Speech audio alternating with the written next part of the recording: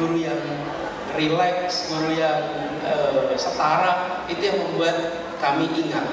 Jadi barangkali kalau kita menempatkan diri sekarang nih, saya sebagai guru, maka nomor satu ya harus menempatkan setara, sejajar dengan murid-murid. Nah itu juga yang saya pernah ngalamin guru, jadi guru ngajarnya informal, jadi bukan ngajar kelas, ngajar kursus dan bukan murid biasa, tapi karyawan. Jadi di Jogja itu banyak turis, karyawan toko, satpam pada bikin kursus bahasa Inggris, lalu saya jadi guru bahasa Inggris waktu itu setiap pagi. Nah interaksinya itu saya belajar dari, kalau guru saya dulu setara, sejajar, ngobrol santai, maka ketika jadi guru juga harus begitu. Kira-kira gitu refleksi. Banyak nih Mas Anies di sini penggerak pendidikan, komunitas dan organisasi yang fokusnya mengajar bahasa Inggris. Nanti mungkin bisa dapat pengalamannya Mas Anies juga. Oh, ada pengalaman unik tuh. Apa tuh? Saya ngajarkan satpam, karyawan toko, terus mereka tanya, ada yang tanya gini, Mas, bahasa Inggrisnya unyeng-unyeng itu apa Mas? Coba kita tanya. Mungkin di sini ada yang tahu Bahasa Inggrisnya unyeng-unyeng. Itu pertanyaan itu tahun 91 dan sampai sekarang saya nggak lupa dengan pertanyaan itu. Kenapa ya? Waktu itu juga opo ya, circle head gitu.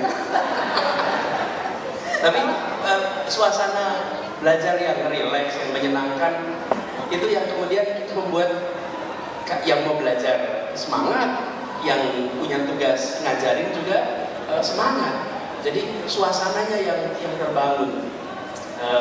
Dan sambil jalan ya Pak, saya merasa guru itu sesungguhnya memang mimpin di kelas, bukan ngajar. Dia sebenarnya memimpin. Dan memimpin itu kan paling mudah bila anak-anaknya mau ikut dia. Ini refleksi ini ketika saya tugas Indonesia mengajar, selalu saya sampaikan kepada anak-anak yang mau pada berangkat. Ingat ya, kalian di sana itu bukan jadi guru. Dari pengalaman saya, kalian itu sebetulnya jadi pemimpin di kelas itu. Anak SD itu jujur betul. Kalau Anda membosankan, Anda ditinggalkan. Lain kalau ngobrol di sini nih, membosankan, dilihatin, juga siang berundang jauh-jauh gitu kan, masuk nggak dilihatin gitu. Tapi coba anak SD, kita ngajar, membosankan ditinggal, tapi bila menyenangkan dia ikut. Nah, bila kita bisa melihat ini sebagai interaksi leaders and follower, maka menjadi leader adalah juga menjadi follower. Menjadi follower adalah juga menjadi leader. Jadi ketika bicara semua guru, semua murid itu satu paket, seperti juga leadership and followership. Gurunya terus belajar, muridnya juga sebetulnya mengajarkan sesuatu kepada kita sebagai Mas Anies. Tadi refleksinya lebih pengalaman di setting persekolahan, kemudian juga lembaga pendidikan yang non-formal. Kalau bicara tantangan-tantangan pendidikan yang sebetulnya tidak berkait langsung dengan persekolahan, itu saya tahu Mas Anies banyak memperjuangkan agenda-agenda pendidikan. Tapi ada nggak Mas perubahan-perubahan yang dari dulu diupayakan, dulu sulit, sekarang juga rasanya masih sulit? Kira-kira apa yang bisa jadi tantangan dan PR yang kita selesaikan bersama-sama? Salah satunya, ada banyak ya, tapi salah satunya adalah pendidikan sebagai gerakan. Sering sekali pendidikan dipandang sebagai program, lalu dimonopoli oleh pemegang kewenangan. Siapa pemegang kewenangan? Pemerintah. Wujudnya dinas, wujudnya kepala sekolah. Lalu dianggap itu adalah wilayahnya pemerintah saja. Sementara kalau pendidikan sebagai gerakan, maka tanggung jawab untuk terlibat di dalam pendidikan itu dimiliki oleh semua, dan pemerintah itu memberikan ruang kepada siapapun yang terlibat dalam kegiatan pendidikan untuk terlibat. Jadi sekolah kita membuka ruang kepada masyarakat untuk datang, untuk terlibat. Pengambilan kebijakan juga melibatkan para pegiat-pegiat pendidikan untuk terlibat. Nah, ini salah satu yang paling menantang. Sementara kita menyaksikan bahwa yang dimiliki oleh pemerintah itu dua. Satu, fiskal. Dua, otoritas. Yang tidak dimiliki inovasi, kreasi, pengalaman lapangan, jaringan. Itu yang memiliki siapa? Pegiat-pegiat pendidikan. Jadi bila pendidikan dipandang sebagai sebuah gerakan, maka negara itu, pemerintah ya, membuka ruang, mengajak semua terlibat, dan mengajak semua, kalau bahasa sekarang namanya kolaborasi. Menurut saya itu salah satu hal yang paling paling menantang. Itu membutuhkan kemauan dari sekolah, kemauan dari pemerintah, kemauan dari pemegang kewenangan untuk membuka diri dan tidak menempatkan sebagai pelaku terpenting. Penting ya, tapi pelaku penting yang mengajak kepada semuanya. Mungkin itu salah satunya. Ya, dan itu juga salah satu tujuan jaringan semua guru menguatkan kolaborasi antar pemangku kepentingan. Teman-teman yang belum ke booth-nya SMSG di bawah, itu ada gambaran tentang piramida yang kita gambarkan. Betapa sebelumnya mungkin peran masyarakat. Itu nanti teman-teman boleh Google di sini. Saya nggak bawa filenya, boleh Google gerakan penataan buta huruf. Lalu ada fotonya Bung Karno. Bung Karno itu di papan tulis menulis A I U E O, ya. Tahun 47 atau 48. Lalu banner di atasnya, itu tulisannya menarik sekali. Kalimatnya gini, kan biasanya kalau pemerintah bikin acara kan dengan semangat ini maka lakukan ini gitu kan kira-kira.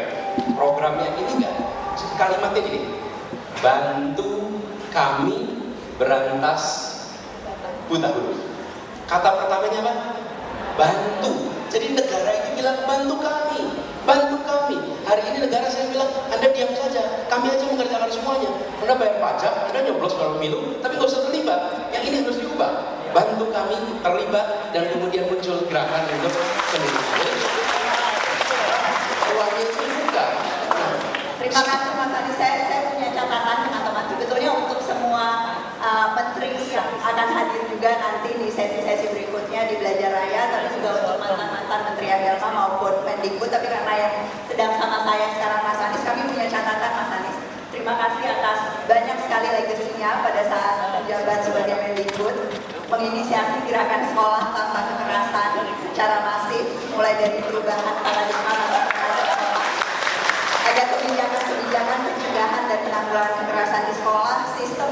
Kita ngobrol tentang pesta pendidikan waktu itu. Kan spiritnya juga itu. Di luar sana begitu banyak aktivis pendidikan dengan segala macam terobosan. Kenapa pemerintah tidak membuka pintu dan mengajak mereka terlibat? Jadi pada waktu itu apa yang disebut tadi sebagai terobosan dan lain-lain itu sebenarnya adalah hasil dari kolaborasi dengan teman-teman pegiat pendidikan yang berada di luar. Yang tanda tangan harus menteri, namanya juga surat keputusan. Tapi sesungguhnya ide gagasan bukan dari internal. Justru ini terjadi karena ada kolaborasi dan boleh teman-teman bantuin juga waktu itu.